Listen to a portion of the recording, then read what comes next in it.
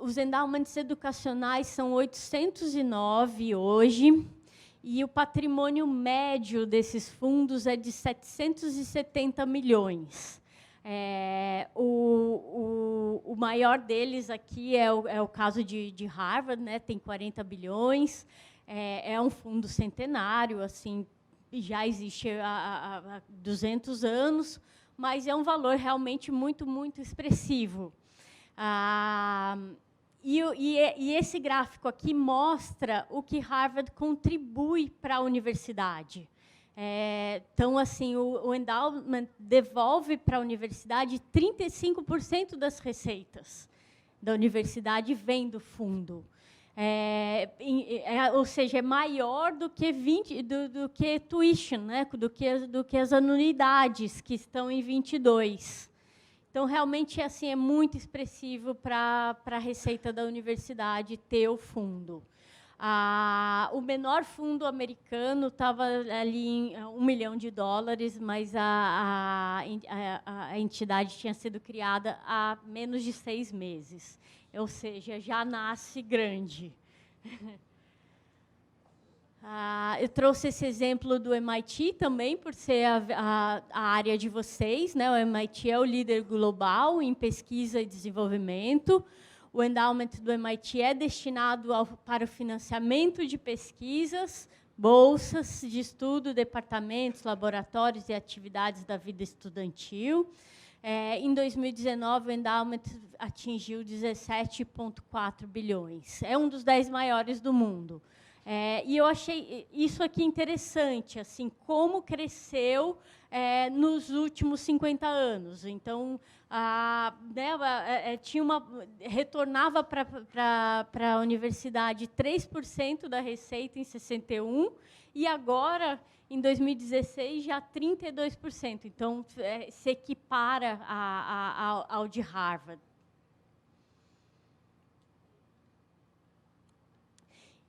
E por quê? Né? Porque essa não é só também a cultura de doação. A cultura de doação tem por trás alguns mecanismos que incentivam isso.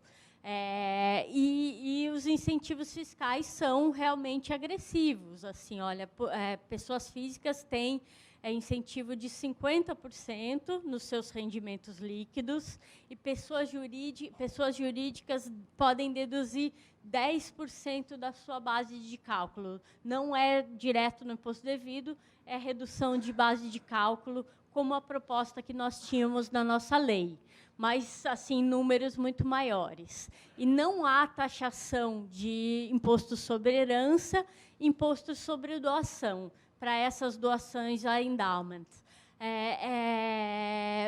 Nos Estados Unidos, as alíquotas de imposto de herança e imposto de doação são altíssimas, chegam a 40%. Então, assim, poder doar para um fundo sem ser tributado é muito vantajoso. Às vezes, assim, perder 50% do capital, 40% do capital, faz valer a pena a doação. Também trouxemos aqui o case da França, que é uma legislação bem mais recente, de 2018, mas a França trouxe, assim, criou um tipo específico de pessoa jurídica.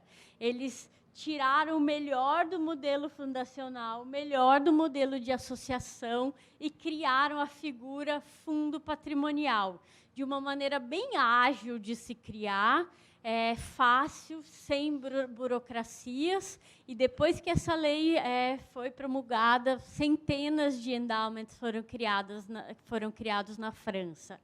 O do Louvre tem hoje, né, estima-se hoje que tenha cerca de 200 milhões de dólares. O Reino Unido tem também bastante tradição, se assemelha aos Estados Unidos, tem um regime de common law, né, por serem países aí que tem um regime de common law. No Reino Unido existe uma norma, essa Charity Act de 2016, que regula toda a filantropia da Inglaterra, incluindo os endowments. As atividades filantrópicas são fiscalizadas por uma agência reguladora, isso é diferente, né? Tem uma agência reguladora de endowment, e a legislação confere uma certa liberdade às entidades para definir sua governança. Na República Tcheca existe também uma experiência muito interessante, porque o governo destinou 1% dos valores arrecadados com as privatizações para cerca de 70 fundos. Cerca de 13% foram criados aí com essa participação do poder público. Ainda há pouco, o Fernando me pediu, Érica, detalha isso um pouco mais, então eu me comprometo com vocês que eu vou, na apresentação que a gente vai circular depois, eu faço um slide específico sobre isso, contando com mais detalhes essa experiência, mas foram mais ou menos 22 mil empresas estatais vendidas, tanto no formato de venda direta para empresas, como venda de ações, né, de títulos assim, a indivíduos. Criou-se um fundo tcheco de investimento em fundações. Ele próprio, esse fundo de natureza fundacional, 1% de todas as privatizações foram destinadas para esse fundo, e esse fundo distribuiu para os fundos patrimoniais. O que chama atenção muito nisso é como as entidades eram escolhidas. Então, assim, foi criada uma nova lei fundacional no país, uma lei de fundações pós-comunismo, e as regras de transparência muito fortes, assim, regras de transparência, regras de conflito de interesse, regras de governança, assim, fortes que essas fundações que receberam o recurso tinham que obedecer. E isso foi uma forma de perpetuar, né, o dinheiro das privatizações. Recentemente, o economista Maílson da Nóbrega escreveu um artigo para a Veja, uma opinião para a Veja, dando um recado para o ministro Paulo Guedes, assim, né, trazendo assim, essa ideia ao ministro Paulo Guedes de se fazer isso no Brasil. Por que não se fazer isso no Brasil? Aliás, isso já deveria ter sido feito, poderia ter sido feito, né, no governo Fernando Henrique. Mas um economista, aí, né, uma ideia vindo de um pensamento aí liberal, trazendo uma ideia dessa, bastante interessante, de não só se vender os ativos públicos para pagar a dívida pública, mas para dar uma perpetuidade, dar um caráter social, e fora o que isso pode contribuir assim num convencimento da população, fazer com que a população reflita sobre isso e acate as privatizações. Acho que hoje estima-se que o Brasil, vendendo aí, né, as empresas que estão em pauta, arrecadará, o Fernando comentou isso, 150 bilhões. Então, 1% disso, 1,5 bilhão. Se esse 1,5 bilhão for para fundos patrimoniais, eu acho que a gente tem um excelente começo. 1,5 bilhão. 1,5 bilhão. Uhum. Enfim, mas ficando a mensagem de que a gente tem que pensar em fontes alternativas, né? Acho que essa experiência é bastante enriquecedora e pode ser replicada, por que não? Assim como outras ideias, né? No encontro de Maceió falamos sobre investimentos de empresa de óleo e gás. Falamos, uma outra ideia também é a questão de stolen assets e recursos de multas de perdimento, de multas de corrupção, que podem ir também ser direcionadas para fundos patrimoniais. Mas ficando esse recado que a gente tem que criar fontes alternativas para alimentar os fundos. Na América Latina, daí, então, voltando aqui para esse panorama, né, na América Latina, assim, a gente, como um todo, está bem engatinhando, acho que o Brasil está até à frente, tem uma tradição de famílias, pessoas e empresas doarem para entidades sem fins lucrativos, mas não para fundos patrimoniais. De toda forma, a gente vem caminhando num sentido positivo, né? Entre 2008 e 2014, o capital comprometido por fundos patrimoniais cresceu de 160 para 2 bilhões de dólares. Entrando um pouco no cenário brasileiro, acho que para começar aqui, para chegar onde a gente está, eu acho que vale a pena aqui falar um pouco de como o terceiro setor vem evoluindo assim nos últimos 30 anos, né? Na verdade, desde a Constituição de 88, né,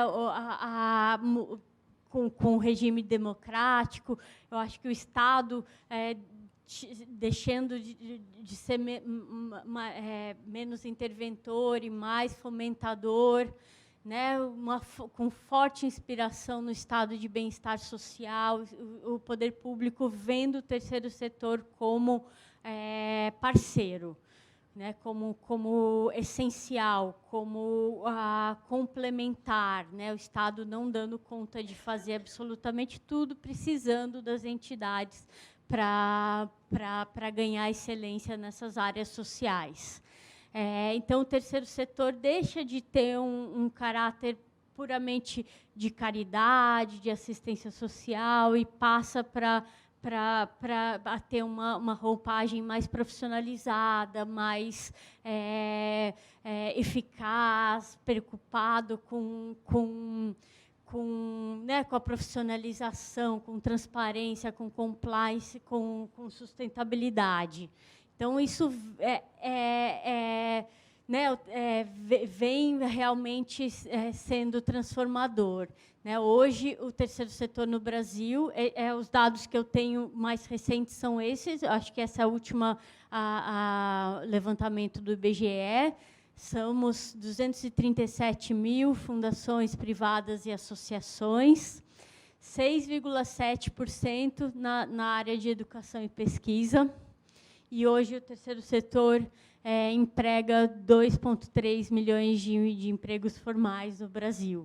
Então, tem uma expressividade hoje maior do que a indústria automobilística, por exemplo. Alguns marcos nesses últimos anos, além da reforma do Estado, lei de OCIP, lei Rouanet, mas esses mais recentes eu acho que merecem destaque. A lei 13151, que possibilita a remuneração de dirigentes sem perder a imunidade tributária, né, porque isso era um risco, um temor muito grande das entidades e por onde muitos descaminhos aconteciam, né, assim,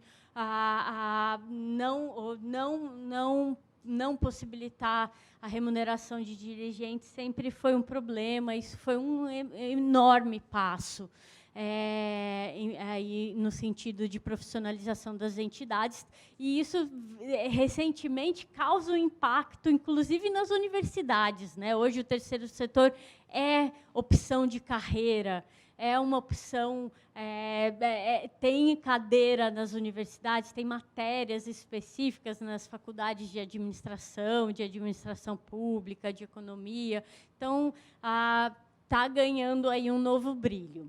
Um outro marco é a Lei 13.019, que trata das parcerias, né, entre o poder público e o terceiro setor, acaba com os convênios, moderniza as formas de parceria, traz uma lógica mais de resultado, e, pela primeira vez, se falou em fundo patrimonial. Então, ao conceituar as entidades, né, o que é uma OSC para 13.19? São as entidades privadas sem fins lucrativos, que não distribuem, que parará. Mas, e isso aqui, no final, que apliquem integralmente na consecução do respectivo objeto social, de forma imediata ou por meio da constituição de fundo patrimonial, fundo de reserva. Então, a lei traz o conceito de que uma OSC não precisa gastar integralmente seus recursos só nos objetivos, mas podem guardá-los aí em fundos patrimoniais e fundos de reserva. Foi um primeiro reconhecimento legal. E aí, com o incêndio do Museu Nacional, né, com esse episódio tão triste que vivenciamos, assim, acabou dando urgência para a questão. Veio a MP, primeiramente a MP, depois convertida na 13.800, aí como uma resposta do governo, né, o que se fazer para que episódios como esse não voltem a acontecer, né, assim, fomentando a existência de endowments no Brasil, veio a 13.800. Ela estabelece que os fundos podem apoiar instituições públicas ou privadas sem fins lucrativos e seus órgãos vinculados, atuantes, e daí traz o rol de áreas: educação, ciência, tecnologia, pesquisa, grifei, dei um destaque, embora tenha essa abertura aqui, demais finalidades de interesse público, o que dá uma abrangência enorme, né? Mas ele dá destaque para algumas áreas. Trata da destinação somente de recursos privados, ou seja, no Brasil não pode ter destinação de recursos públicos para fundos patrimoniais, só de recursos privados. E a lei trata de finalidades, criação da organização gestora, e sua governança, receitas, utilização, uma lei bastante extensa aí, e que traz aí um arcabouço bem completo para a criação desses fundos, né? Agora, daí a gente, antes de começar, né, seguiremos na Lei 13.800, mas eu acho que vale a pena essa reflexão. É obrigatório seguir a Lei 13.800? Então, eu defendo que nem sempre, assim, né, assim, ainda existem alguns casos que é possível se fazer, dentro de uma autonomia privada, o fundo dentro da entidade apoiada. Então, pode ainda fazer algum sentido para determinadas entidades, porque né, assim, o ônus de se seguir todas as exigências da lei, às vezes é um pouco pesado. Então, por exemplo, um hospital que tem o SEBAS, que não atua na área de cultura e nem atuará,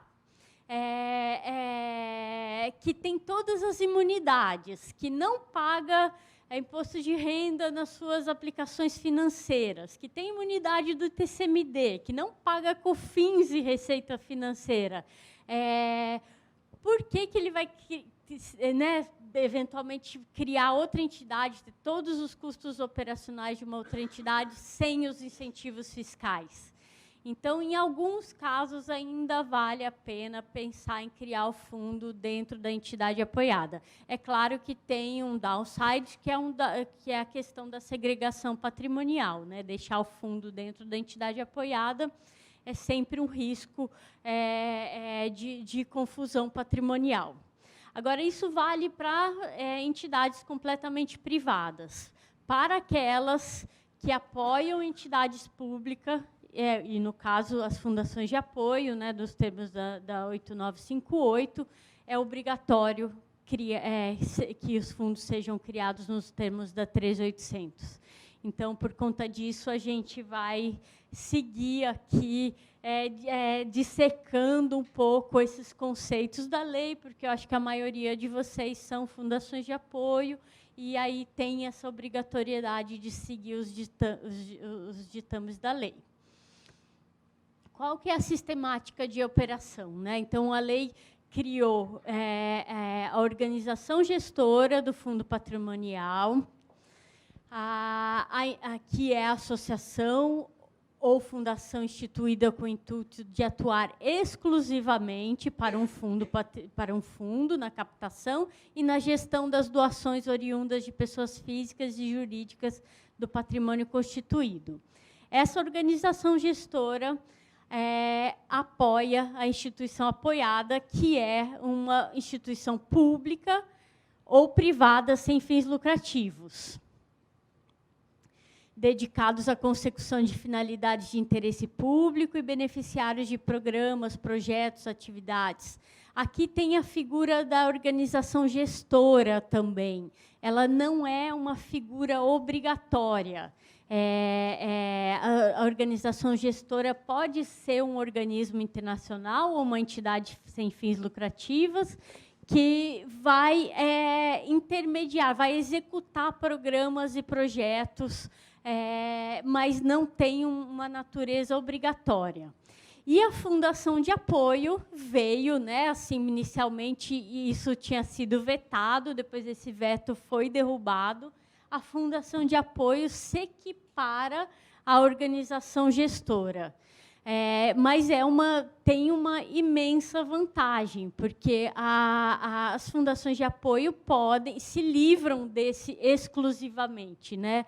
Somente as fundações de apoio podem gerir um fundo patrimonial e continuar desempenhando suas atividades, né? Suas atividades de apoio às universidades e CTs.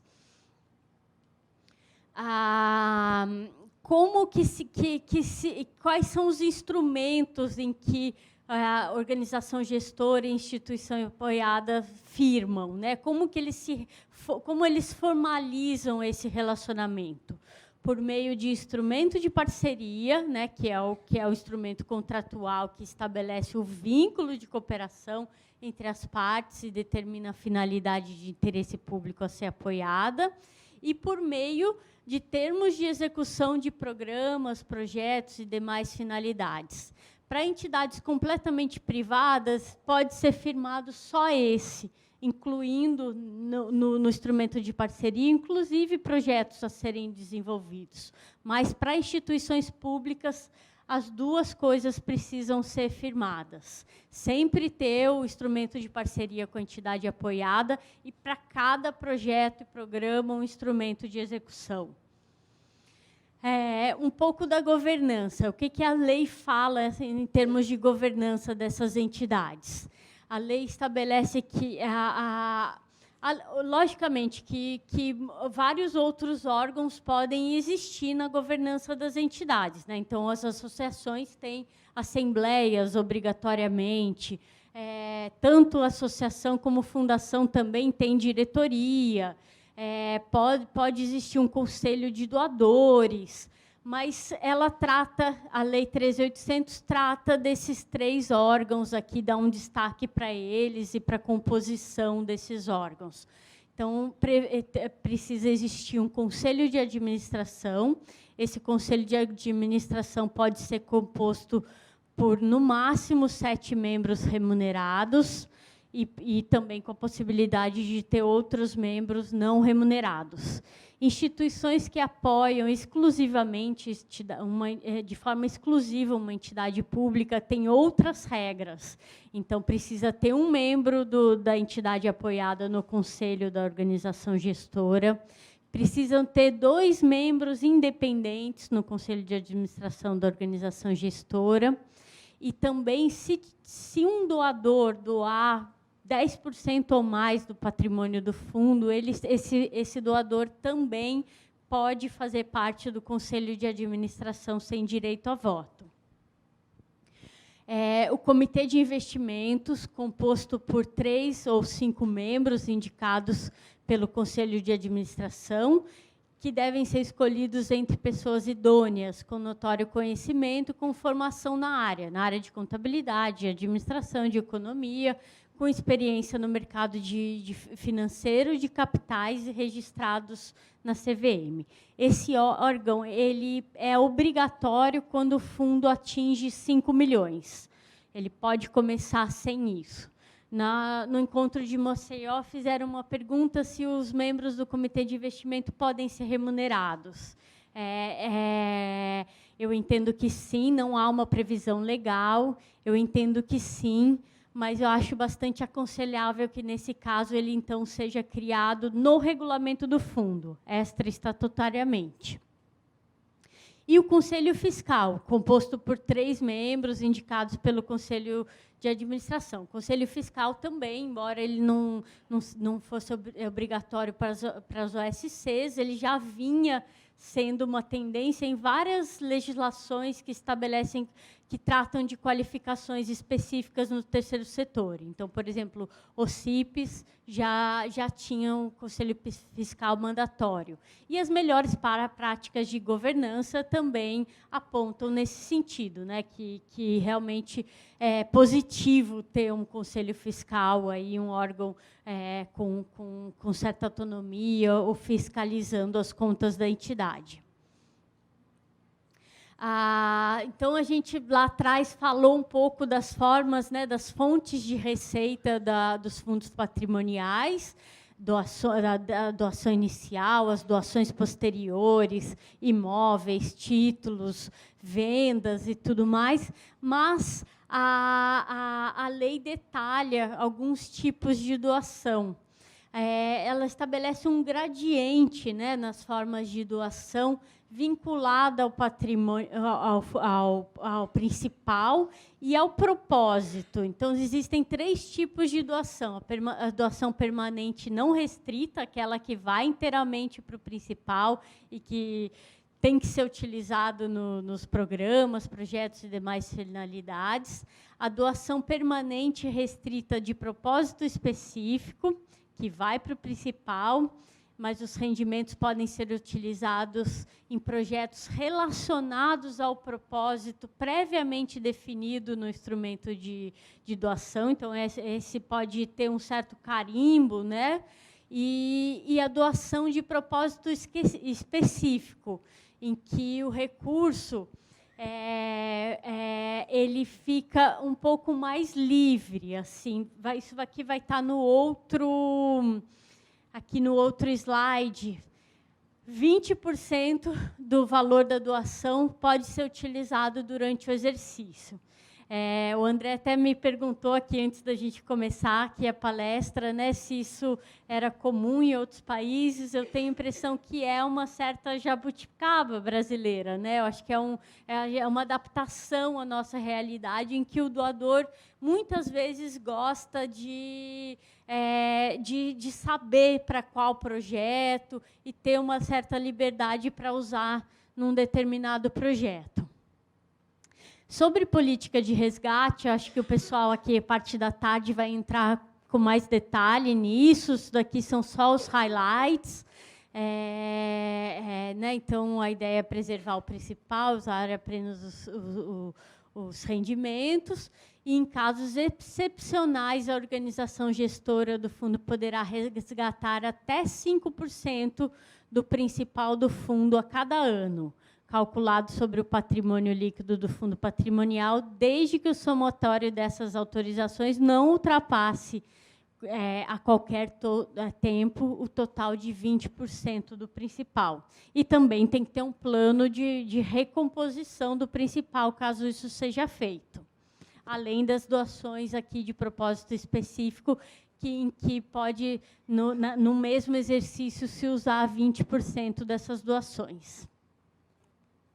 Aí, voltando um pouco para o trabalho, na época do mestrado, eu fiz uma das metodologias da pesquisa foram entrevistas, né? Eu entrevistei todos os fundos educacionais que existiam na época, né? O Fundo da FEA, do Direito GV, da Poli e do Direito USP. E 3 fundos que têm características diferentes. Esse do Alana, que tem prazo determinado, o da Fundação Maria Cecília Vidigal, que foi o primeiro fundo do Brasil, e o da Fundação OSESP, que tem esse caráter público, uma OS, está ligado a um equipamento público. A ideia dessas entrevistas foi compreender as características e o funcionamento dos fundos no Brasil, indagar sobre os cumprimentos, os objetivos e colher recomendações e sugestões dos próprios agentes para a evolução do modelo no Brasil. Dessas entrevistas surgiram algumas sugestões, né? O que os próprios fundos enxergavam como necessidade, o que precisava ser evoluído. E aqui para vocês eu trouxe assim, qual era a demanda e no que a lei atendeu. Então, a questão da personalidade jurídica própria. Todos queriam, sentiam a necessidade de ter uma personalidade jurídica própria, mas não no sentido de ter personalidade jurídica, mas sim para possibilitar a segregação de patrimônio. Nesse ponto, eu acho que a lei caminhou bem, né? A lei cria a entidade separada e, com isso, segrega o patrimônio do fundo. Né, o artigo 4 tem disposições expressas, né, tipo, o patrimônio do fundo será contábil, administrativa e financeiramente segregado para todos os fins do patrimônio de seus instituidores, da instituição apoiada e, quando necessário, da organização executora. Então, estabelece claramente que isso não comunica. Né, que não comunica que o patrimônio do fundo é segregado da entidade apoiada. A questão da transparência, né, todos assim se apontava muito para a necessidade de se acompanhar o que era feito com o dinheiro, né? Assim, como ter relatórios para os doadores, ter auditoria, e nisso penso que a lei também caminhou muito bem no artigo 6º. Né? Então, aqui tem esse artigo do que a organização gestora precisa fazer. Manter contabilidade e registros em consonância com os princípios gerais da contabilidade, incluída a divulgação em seu sítio eletrônico das demonstrações financeiras e da gestão e aplicação dos recursos. Possuir escrituração fiscal de acordo com as normas, divulgar em seu sítio eletrônico os relatórios de execução dos instrumentos de parceria, apresentar semestralmente informações sobre investimentos e anualmente sobre a aplicação dos recursos, adotar mecanismos e procedimentos internos de integridade, de auditoria, de incentivo à denúncia a irregularidades, estabelecer códigos de ética e de conduta, e obriga fundos, né, com patrimônio maior do que 20 milhões a ter auditoria externa independente. Então, acho que essa questão da transparência foi bem disciplinada na Lei 13.800. Daí, o que não foi atendido, né? O que não foi atendido, os incentivos fiscais, né? A lei não trouxe incentivos fiscais. A única previsão, na área da cultura, existe uma possibilidade, né, de que a Lei Rouanet seja utilizada só para fundos que tenham o objeto, mas isso até agora não está regulamentado, né? A gente aguarda aí uma regulamentação da Secretaria Especial de Cultura para saber se será um enquadramento no 18, no 26, que tipo de incentivo fiscal será esse. Mas provavelmente isso virá para os fundos da área de cultura. Para os demais, não houve, foi vetado. Assim, o que a lei previa? Um incentivo de 6% para doações de pessoas físicas e de 1,5% e 2% para pessoas jurídicas. O de pessoas físicas realmente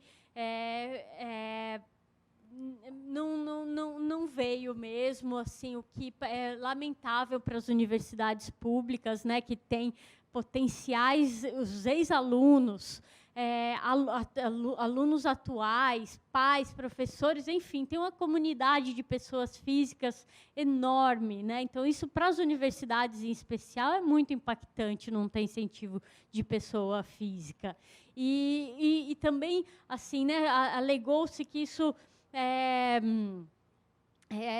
afetaria a lei de responsabilidade fiscal, mas, na verdade, o limite é o mesmo, de 6%.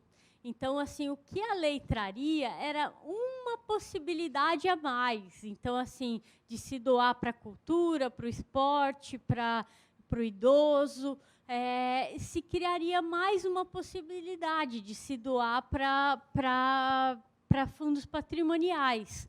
Porém, dentro dos mesmos 6%. Enfim, bastante lamentável, acho que a gente tem que continuar batalhando por isso, mas, assim, eu acho que o que eu queria falar para vocês é que, no tocante ao incentivo de pessoas jurídicas tributadas pelo lucro real, ainda existe uma saída, né? Desde que as entidades de vocês estejam enquadradas na 13019, né? Existe para o enquadramento, existe algumas regras estatutárias, como, por exemplo, alguns artigos que precisam ser introduzidos nos estatutos, como não se vincular à campanha política partidária, algumas regras de transparência, algumas regras de destinação de patrimônio. Mas a entidade, estando adequada a 13019, ela pode receber de pessoas jurídicas tributadas pelo lucro real esse incentivo, 2% do lucro operacional. É um incentivo que não é tão forte para as empresas, né? Ele não é direto no imposto no imposto devido, ele abaixa a base de cálculo, né, da empresa, consequentemente, o imposto a pagar é maior. Então, nesse caso, as empresas doam 2/3 é doação e 1/3 volta para a empresa, né? Se recupera aqui 34%. Mas esse é um outro ponto também, né? Assim, no Brasil só existem incentivos fiscais para pessoas jurídicas tributadas pelo lucro real. Assim, 90 e poucos % da base das nossas empresas, que são empresas tributadas pelo lucro presumido ou tributadas pelo Simples, não tem incentivo fiscal nenhum para doar no Brasil. Nem mesmo esses aqui, né, de criança e adolescente, projetos culturais, audiovisual, esporte, todos são para pessoas jurídicas tributadas pelo lucro real. E alguns para pessoas físicas. Mas, assim, eu acho que é algo também para se pensar. Não só criar um incentivo fiscal, mas um incentivo fiscal para todas as empresas, e não só para as grandes empresas. Eu acho que isso sim é transformador e muda a cultura de doação. Outros 2 pontos que não foram atendidos, cujas demandas, né, não foram contempladas na lei. A lei não traz a previsão sobre a imunidade tributária aos fundos. Então, assim, não tem um regramento, uma garantia de que os fundos terão imunidade tributária. O que se fará, e tudo é muito recente, né, é uma construção de que a entidade executora, de que a entidade gestora, como apoia a educação, a imunidade a ela se estende.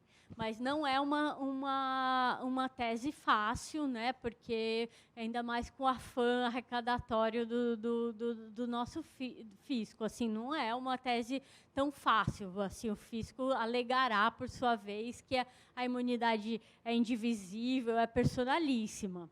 Então, essa é uma grande vantagem das fundações de apoio. Uma vez que o fundo estará dentro da entidade, a entidade de educação já goza de imunidade, para vocês é uma grande vantagem poder ser equiparado à entidade gestora. em relação ao ITCMD. Também isso não estaria mesmo na lei, né? A legislação do ITCMD ela é estadual, mas assim, não estaria mesmo na esfera da lei federal, mas é algo aí para se chamar atenção, porque os estados precisam evoluir com suas legislações, não só no aspecto de conceder expressamente a isenção para os fundos patrimoniais, mas num sentido de também diminuir burocracia para esse reconhecimento.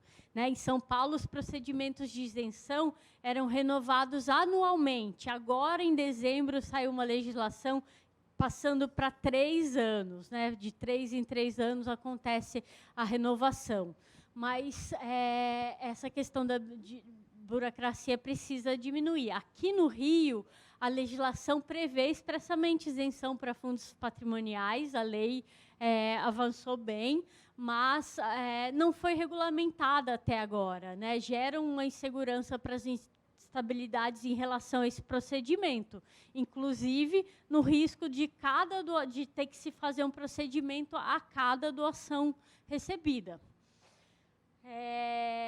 Por fim, assim, só queria fazer uma menção aqui também à portaria do MCTIC, assim, mais uma menção no sentido de parabenizá-los, assim, eu acho que das áreas todas, vocês que melhor avançaram, né, então o MCTIC lançou essa portaria e no sentido de estabelecer a possibilidade de apoio institucional por meio de auxílio na captação de recursos, na articulação para redução de burocracias e no ambiente para divulgação de projetos.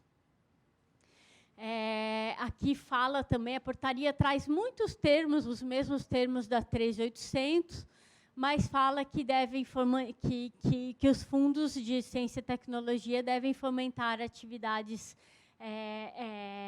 né, nas áreas de ciência, tecnologia, pesquisa e inovação, que se dará por meio da aquisição de bens, contratação de pessoal, fornecimento de materiais, equipamentos ou serviços essenciais. E também o Ministério divulga que já foram firmados 3 termos, inclusive com o Confis, com a Fundação Copetec, esses todos aqui. Bom, era isso. Eu vou finalizar então a apresentação e aqui abrir para dúvidas, perguntas, com essa mensagem, né, de que a gente teve um passado com bastante insegurança, assim, com a falta de uma legislação. Hoje nós temos um presente assim bem efervescente, assim, um momento que os fundos estão sendo criados, estão sendo estruturados, assim, né, as entidades realmente se movimentando para isso, mas que o futuro, realmente, para que seja realmente certeiro, está emprestando aqui a fala do Peregrino aqui no começo, se a gente não plantar as tâmaras agora, a gente não vai colher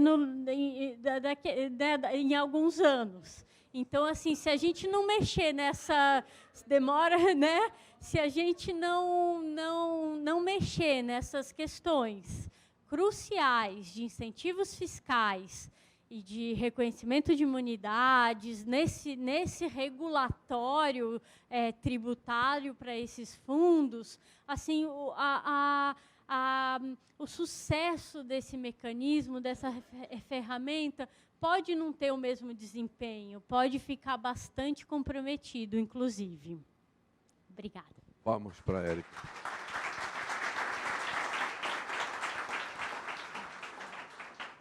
Bom, foi muito boa, mas a gente tem um problema aqui operacional. Eu tenho que interromper para dar um café. O café dura 20 minutos, é um rally. Senão fecha. É um compromisso com o hotel. Abre e fecha em 20 minutos, quem tomar... Então, eu vou interromper, Érica. E quem quiser fazer perguntas, vamos ver se a gente abre no início do Marcelo. Eu sei que você vai ter um tempo mais flexível, vou compensar.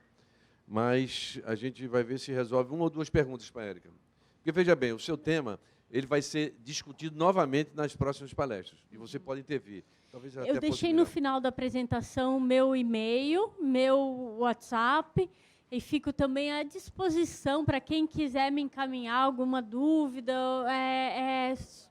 Super à disposição também nesse sentido. Nós tivemos 136 pessoas aqui e tivemos mais 30 e pouco pela internet, pela TV Confis.